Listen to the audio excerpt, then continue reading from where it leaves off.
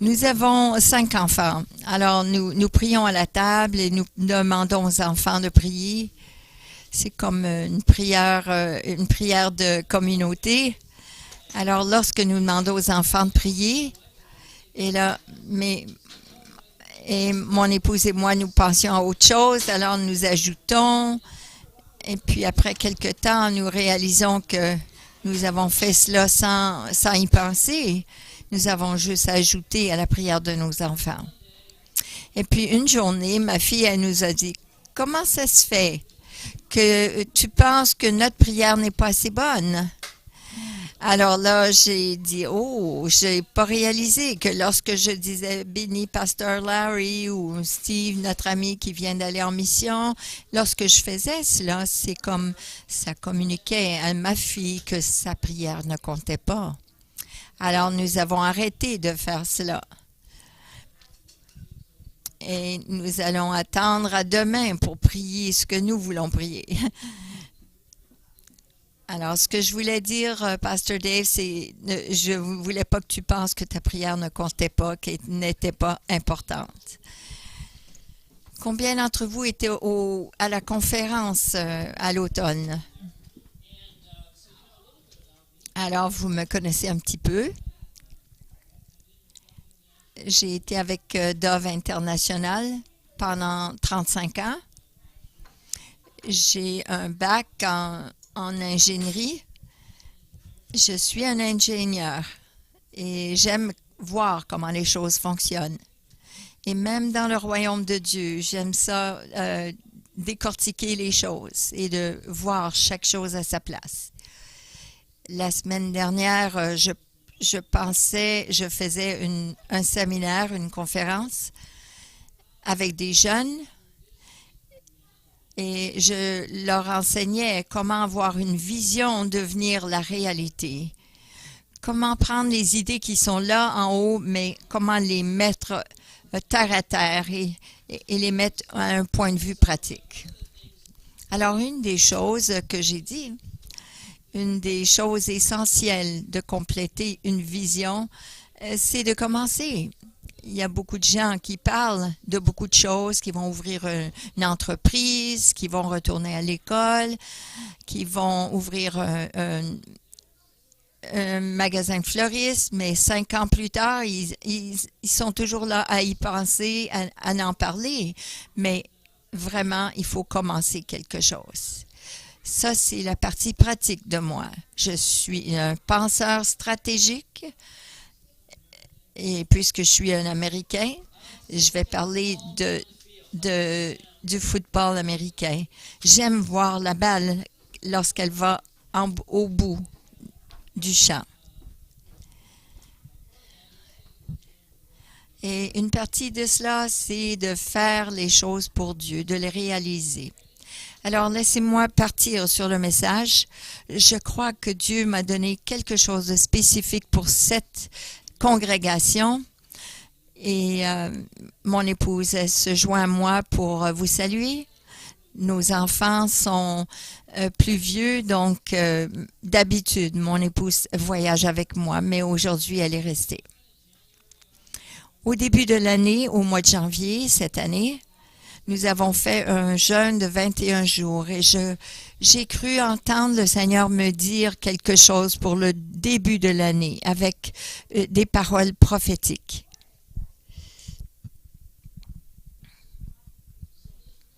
Alors, cette journée particulière, le 1er janvier 2018, je suis allée à Genèse 1 et verset 18. Et ça dit de gouverner le jour et de séparer la noirceur du jour. Et c'était le premier jour. Et ce que j'ai cru que Dieu me disait, c'était de séparer les choses des ténèbres de la lumière. De couper ces choses qui sont sur nos vies et de faire la volonté de Dieu. Et Dieu a vu que c'était bon, c'est la fin de ce verset. Et j'aimerais qu'on comprenne que Dieu est bon. Il a sa bonté pour nous. Nahum, verset 1 et verset 7. Et ça dit, le Seigneur est bon, il a soin de ceux qui ont confiance en lui. Voilà, que ce soit l'Ancien ou le Nouveau Testament, voilà la bonté de Dieu. Dieu, sa bonté dure d'un testament à l'autre, d'une alliance à l'autre. J'aimerais qu'on reconnaisse la bonté de Dieu, mais d'une nouvelle façon. Parce que j'aimerais voir les ténèbres séparées, enlevées de nos vies, et la mienne inclue, afin qu'on soit des lumières brillantes pour Dieu. Alors, parfois, les ténèbres se présentent dans nos vies comme nos pensées, nos émotions et les choses du passé reviennent. Et c'est là-dessus que j'aimerais souligner cet après-midi. Il se peut que les choses de nos vies sont moindres que ce que nous avons fait. Nous avons échoué, nous avons fait des erreurs. Est-ce qu'on peut dire cela, tout le monde? Oh oui, j'ai fait des erreurs.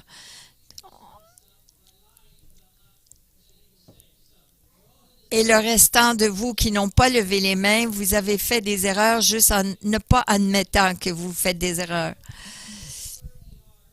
Mais voilà où nous en sommes. Et ce qui peut arriver, c'est que nos échecs du passé nous forment et nous forment pour aller de l'avant.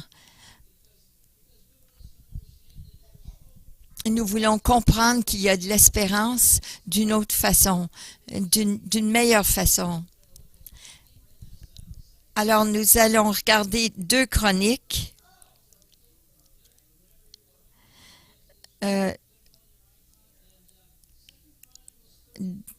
2 Chroniques 33 et nous allons lire les premiers 16 versets.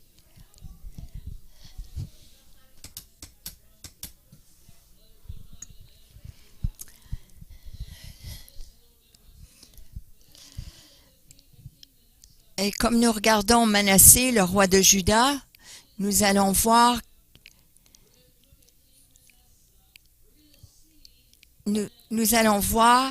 qu'il y a de l'espérance pour nous.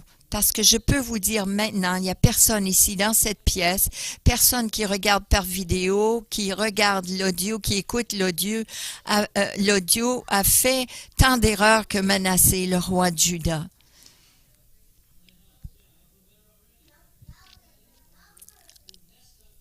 S'il y a une personne qui a échoué plus que moi, c'est bien ce roi-là. Et il y avait de l'espoir pour lui. Alors, 2 Chroniques 33, nous allons lire à partir de verset 1.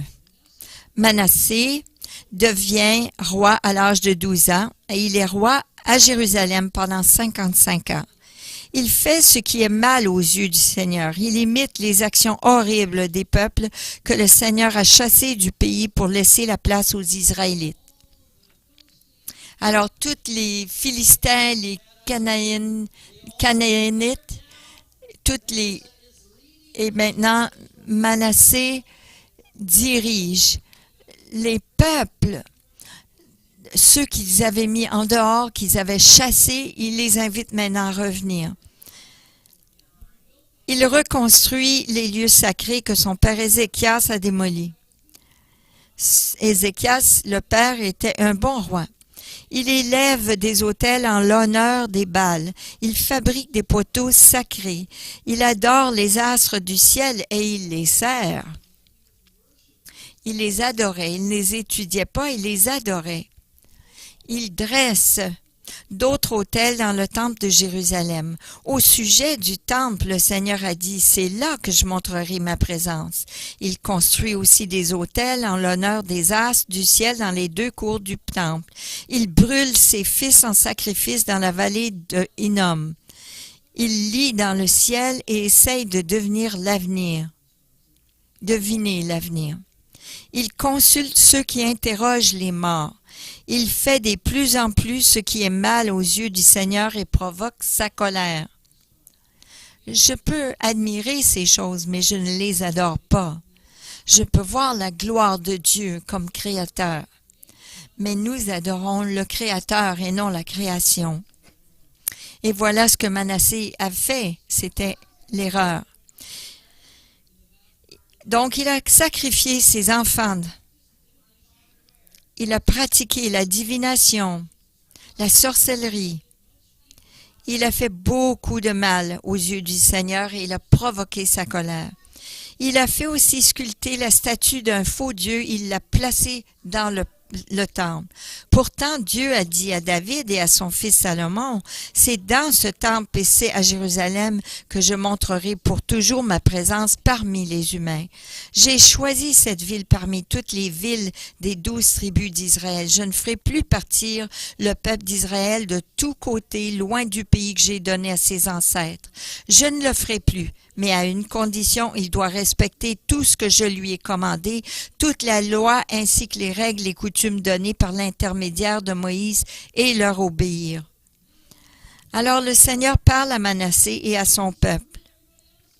Non seulement il a fait une erreur, mais il a amené le restant du peuple dans le péché et dans l'erreur.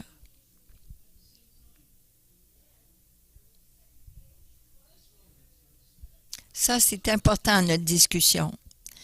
Parce que parmi nous,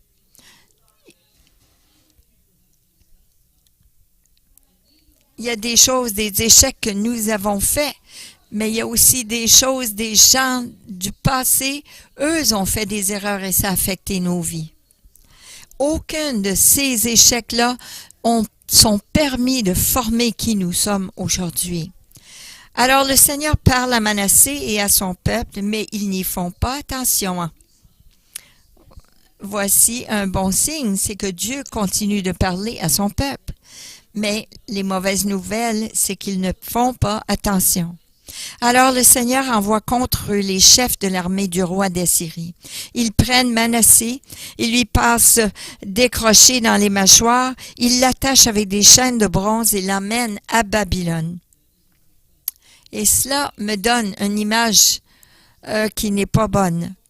On sait que les Assyriens, ils étaient brutals. Ils étaient vraiment, ils ont amené Manassé dans la honte. Ils lui ont mis des crochets dans les mâchoires, ils l'ont attaché et ils l'ont amené à Babylone comme prisonnier. Alors, on va voir comment Manassé change son cœur. Du fond de son malheur, Manassé prie le Seigneur son Dieu. Il s'abaisse devant le Dieu de ses ancêtres et il le supplie. Dieu se laisse toucher et il écoute sa prière. Il le fait revenir à Jérusalem et rétablit son pouvoir royal. Alors Manassé reconnaît que c'est le Seigneur qui est Dieu. Il est le pire qui a fait des erreurs. Non seulement qu'il a fait à sa tête, mais il s'est rebellé contre Dieu. Il a blasphémé Dieu. Il était contre Dieu dans les lieux les plus sacrés. Il a amené des autels dans le lieu sacré du temple. Et non seulement lui-même, mais toute sa nation. Il a amené à la dérive contre Dieu, en rébellion contre Dieu. Mais il a prié à Dieu. Et Dieu a été touché par sa prière et il l'a entendu. N'est-ce pas merveilleux de la part de Dieu? J'ai même écrit dans la marge de ma Bible, Dieu a un cœur doux.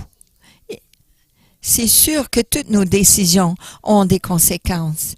Mais parmi cela, il y a la liberté de permettre, il y a la miséricorde de Dieu et il y a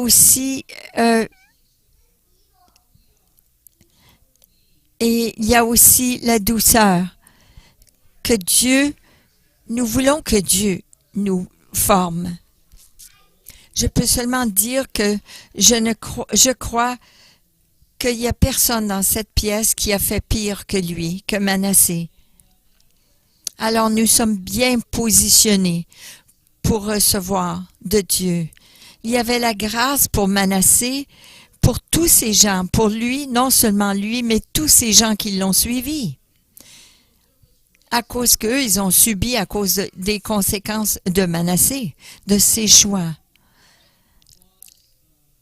Alors, il y a aussi la même chose pour nous, cette grâce, parce qu'il y a des époux qui nous ont divorcés, que nous avons été influencés, nous avons été impactés et nous avons subi les conséquences des mauvais choix des autres. Mais Dieu, dans sa grâce, nous a donné miséricorde. Nous devons croire que ce que nous croyons de Dieu,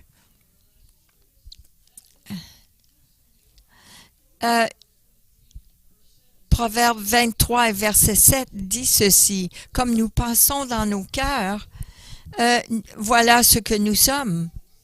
Ça dit exactement ce que ça dit. Si je pense que j'ai de l'influence, je le suis. Si je pense que je suis perdant, je le suis. C'est une prophétie qui s'accomplit elle-même. Je peux lire la parole, mais ce que je lis et ce que je crois de moi-même a le pouvoir de me changer et me rendre ce que je crois. Alors, ça devient une partie de qui nous sommes, dans notre identité. Ça peut devenir ce que nous pensons de nous-mêmes, ou ça peut, ce que nous laissons les autres nous influencer. J'ai une définition pour la honte. La honte, c'est différent du péché. Le péché, c'est une erreur d'une fois, mais la honte, c'est ce qui sort de notre être. C'est avoir une conscience que nous sommes perdants. Et c'est difficile à sortir de cela. C'est une personne, une action ou une situation qui amène un manque de respect sur une personne. Alors, lorsque nous sommes dans la honte, nous ne nous respectons même pas nous-mêmes. Nous nous honorons même pas nous-mêmes. Alors, cela devient comme un stigme. Et j'aime dans Genèse chapitre 3, où ça nous dit ceci. Un bon exemple, Adam et Ève qui étaient en relation avec Dieu. Mais ils ont péché. Ils connaissaient Dieu, mais ils ont désobéi. Ils ont été séparés de Dieu. Et tout d'un coup, la honte est entrée, parce que tout d'un coup, ils se sont cachés de Dieu. Ils ne veulent pas interagir avec Dieu parce qu'ils ont honte de qui ils sont, ce qu'ils sont devenus. Et j'aime la réponse de Dieu dans Genèse chapitre 3, verset 11. Il dit, « Qui t'a dit que tu étais nu? Qui vous a dit que vous étiez nu? C'est pas moi qui ai mis la honte sur vous. Je ne vous ai pas dit que vous étiez nu. Il y a quelqu'un d'autre. Ça vient d'ailleurs parce que c'est venu d'eux-mêmes. Et c'est venu et il leur a posé la question, avez-vous mangé de l'arbre que je vous dis de ne pas manger? Et là, ils ont permis la honte. Non seulement ils ont désobéi, mais ils ont laissé la honte les définir. Dieu leur a dit, mais qui vous a dit? Qui vous a dit que vous n'allez pas réussir? Qui vous a dit que... Alors on a cette voix d'à partir de Genèse. Pourquoi est-ce que vous écoutez ces bêtises? Pourquoi est-ce que vous écoutez d'après votre expérience du passé? Ces idées vous ont formé, vous ont... Alors si je m'appelle selon les expériences du passé, alors je me limite moi-même. Et ça devient un problème. Ça devient une forteresse dans ma vie. Une alliance, un accord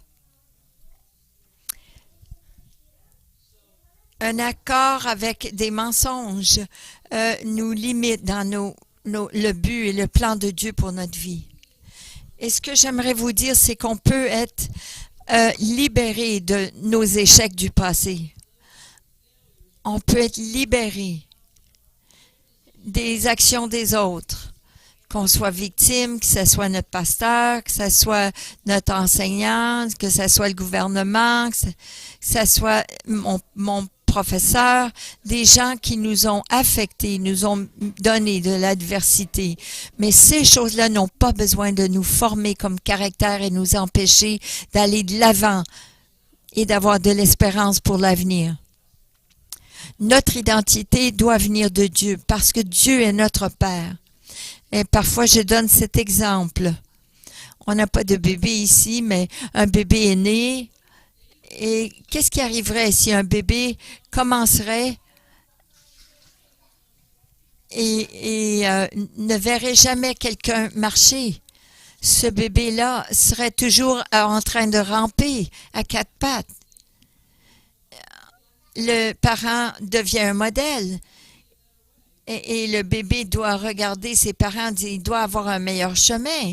Mais si tout le monde autour de ce bébé était sur leurs quatre pattes et se rampait par terre, il croirait que c'est juste ça qu'il a à faire. Je n'ai jamais marché, alors je ne dois pas avoir le don de marcher.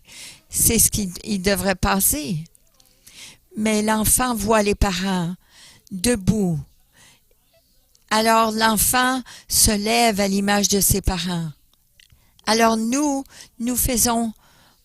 marchons, nous quittons ces expériences du passé, de qui nous sommes, et nous marchons selon l'image de Christ, avec l'idée, comment, à l'image de qui veut que nous soyons. Alors nous avons fait l'histoire de l'arrière-plan de Manassé, pour comprendre qu'il y a une différente voie que nous pouvons prendre. Alors, ce qui arrive, c'est plutôt de laisser notre expérience du passé former notre identité. Nous voulons que notre identité vienne de notre Père et que cela détermine nos expériences. Vous avez compris cela?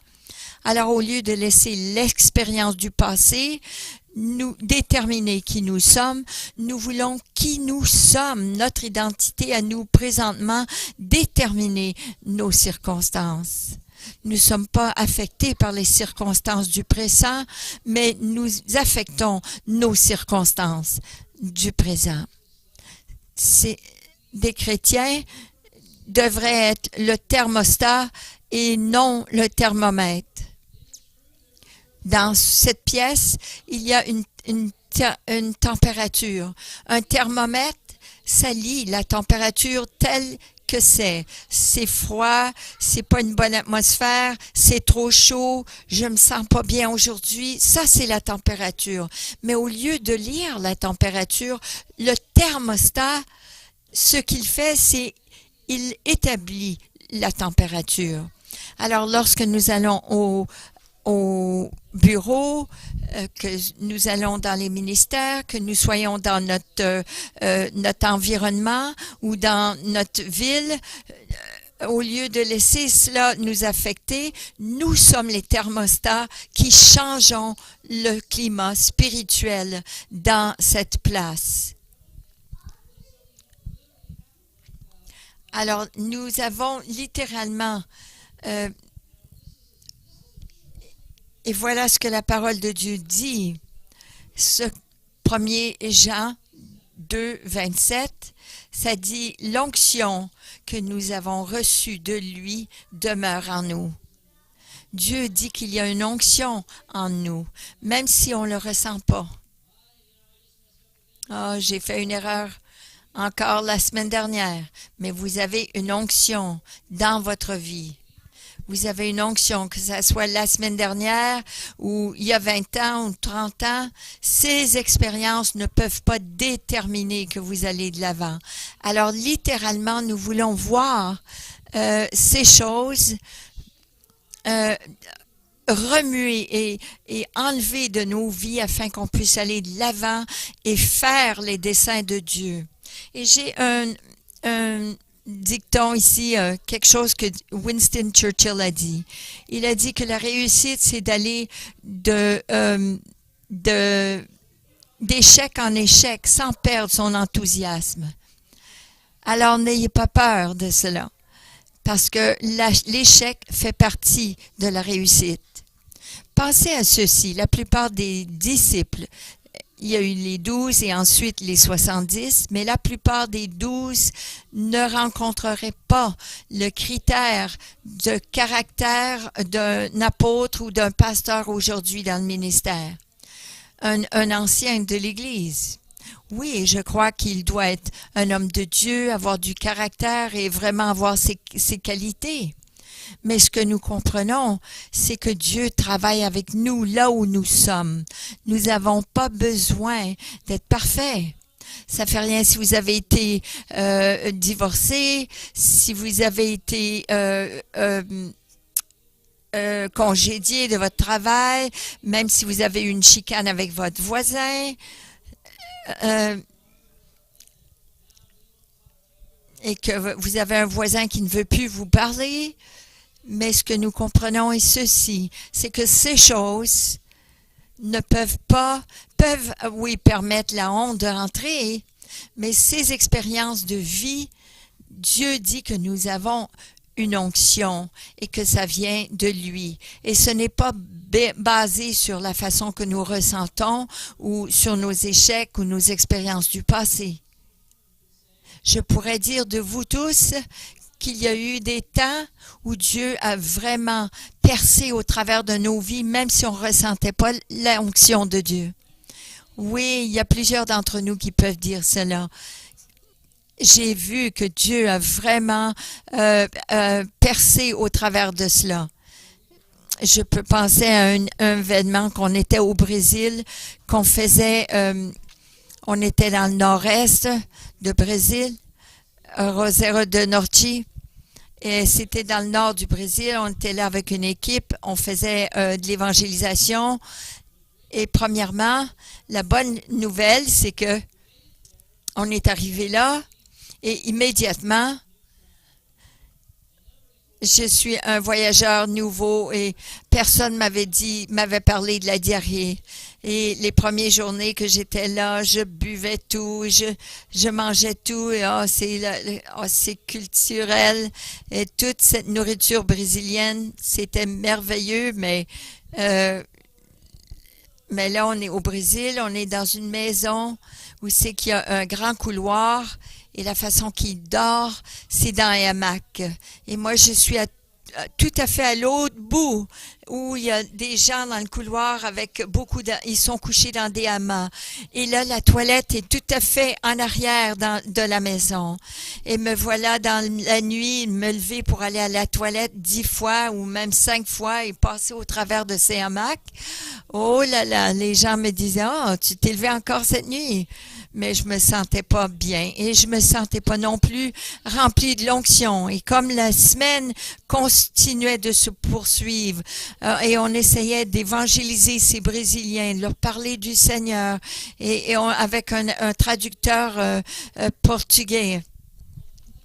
La dernière semaine, la dernière journée de cette semaine, avant qu'on retourne, il y a eu un club de sport qu'on avait loué et on a fait venir toute la jeunesse cette journée-là pour faire du ministère. Et là, je commençais juste à me sentir mieux. Mais là, on était dans cette piscine et comme entendu, on jouait un petit peu à la balle dans la piscine.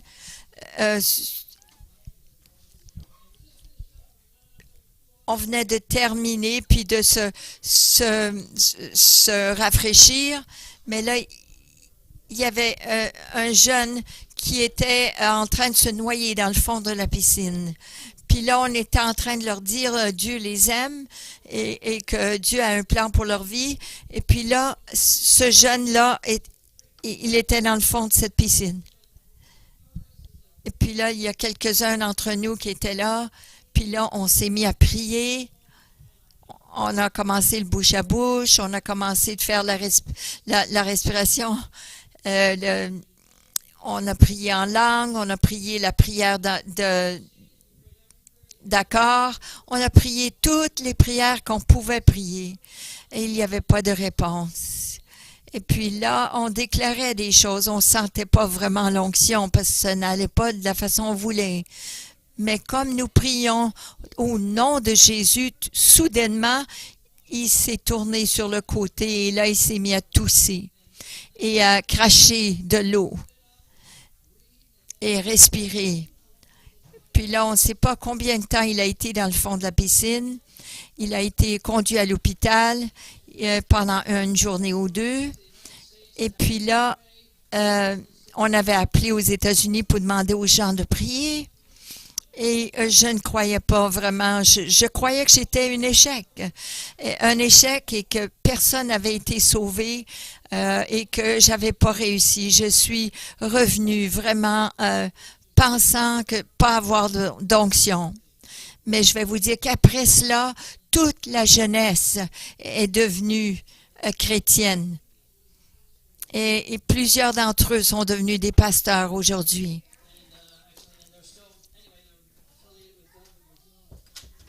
Ils sont à un moment où je ne croyais pas que l'onction était là, mais Dieu a intervenu. Il a intervenu et il a fait ce miracle. Alors j'aimerais nous laisser avec cette idée que nos croyances doivent être basées sur ce que Dieu dit par rapport à nous. Nous ne devons pas laisser la honte.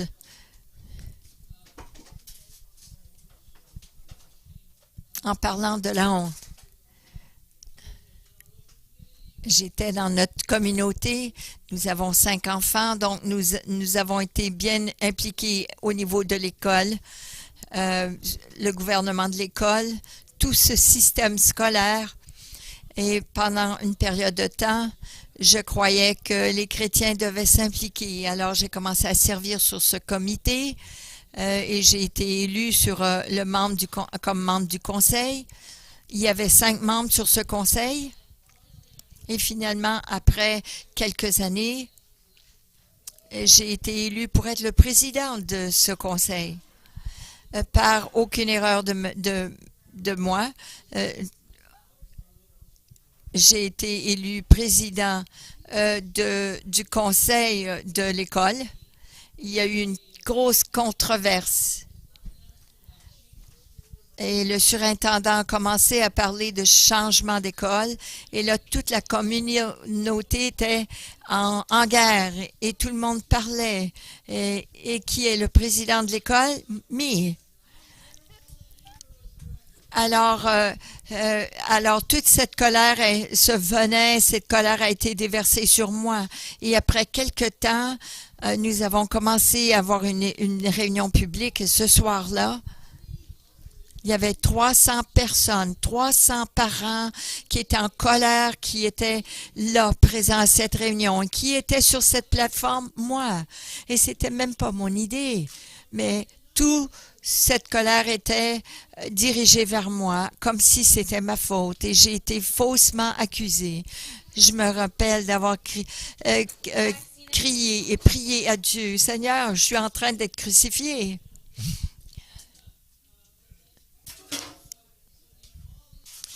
Alors tout cela arrive, et puisque c'est une réunion publique, et les reportages, le média sont là.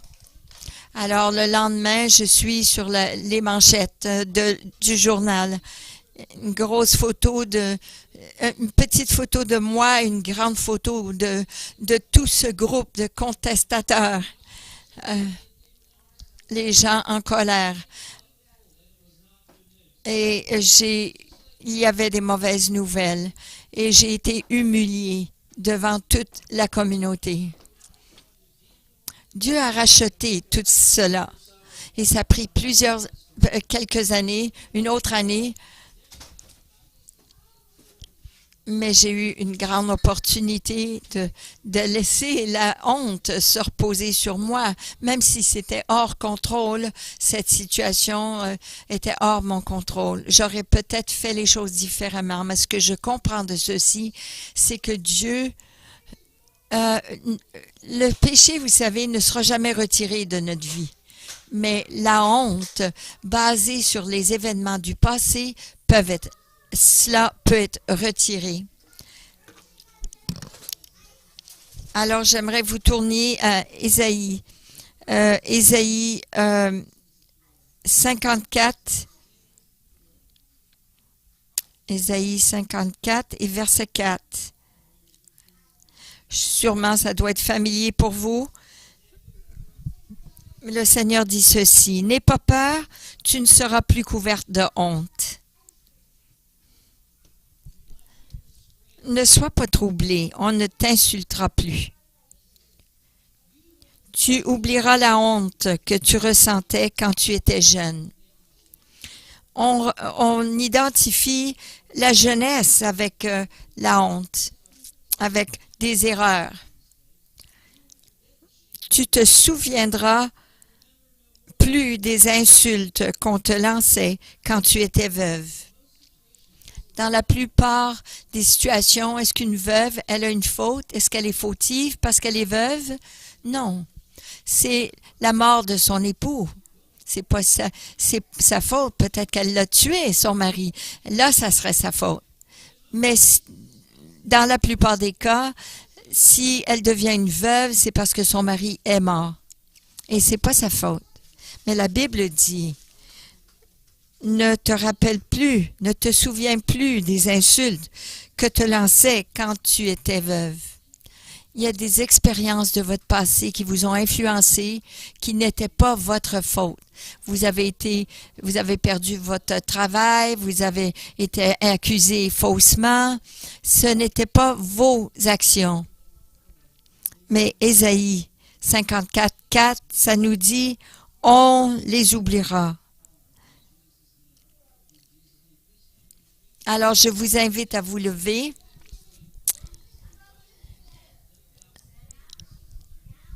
Et par la suite, j'aimerais prier pour vous et après cela, j'aimerais vous dire qui vous êtes. Nous allons renoncer à la honte.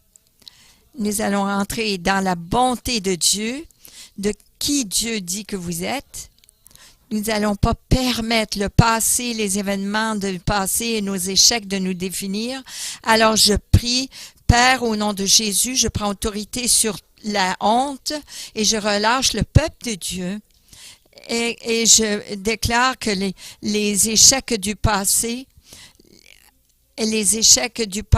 ne vont pas avec ce peuple de Dieu. Ils ne définiront pas le peuple de Dieu. Ce peuple ici, nous retirons cette humiliation, cette honte, nous retirons, ce reproche de veuvage, nous le retirons au nom de Jésus parce que nos erreurs ont été pardonnées.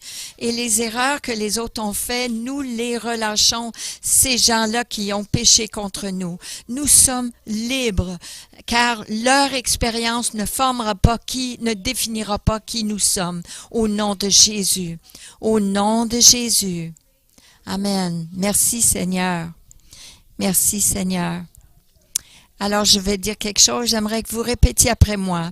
Je suis qui Dieu dit je suis. Dis, je suis qui Dieu dit que je suis. Je vivrai dans l'onction.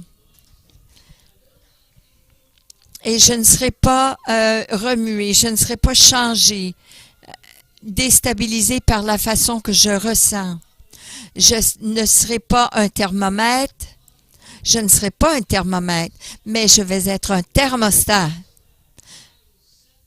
Je vais établir la température. Je vais établir la température spirituelle au nom de Jésus. Amen. Merci Seigneur. Alléluia. Merci Seigneur. Nous te remercions Seigneur. Nous déclarons la liberté au nom de Jésus. Et que ta liberté vienne. Au nom de Jésus. Au nom de Jésus. Si vous voulez vous asseoir. J'aimerais passer 5 minutes. J'aimerais parler des choses.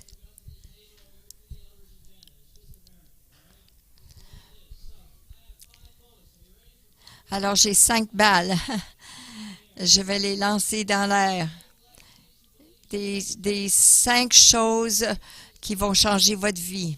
Il y a toujours une solution. 1 Corinthiens 10 et 13. Ça dit, Dieu donnera une sortie, une porte de sortie.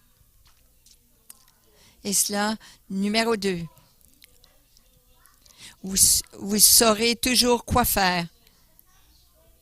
Demandez la sagesse et Dieu vous donnera. Dans Jacques, vous saurez toujours quoi faire lorsque vous avez besoin de le savoir. 3. Je peux toujours réussir. Pourquoi? Parce que Philippiens 4.13 nous dit « Je puis tout par celui qui me fortifie ». Amen. Oui. Oui. Numéro 4. J'aurai toujours les ressources pour faire ce que j'ai besoin de faire. Philippiens 4, 19. Mon Dieu pourvoira tous mes besoins selon ses richesses par sa gloire. Amen. Numéro 5. Mon passé est toujours tourné au bien. Romains 8 et 28 dit « Toutes choses concourent au bien pour ceux qui aiment Dieu, qui sont appelés selon ses desseins. Toutes choses concourent à mon bien. » Ces choses du passé ne nous forment pas, mais nous ont préparés pour aller de l'avant. Lorsque nous écoutons ce que Dieu nous dit et nous obéissons et marchons selon sa volonté. Amen.